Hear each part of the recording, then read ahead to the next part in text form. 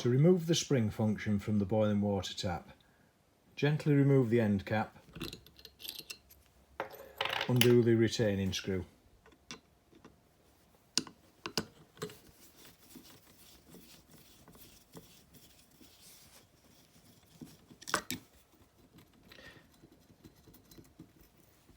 Depress the button and pull the cap towards you.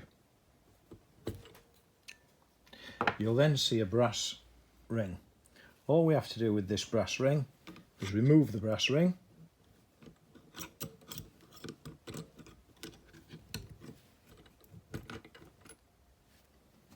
and remove the spring.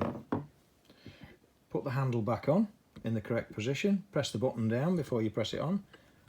Okay, and what we've now got is press the button, we've got a handle where it's springless, and that helps if you've got a struggle or you haven't got a great grip.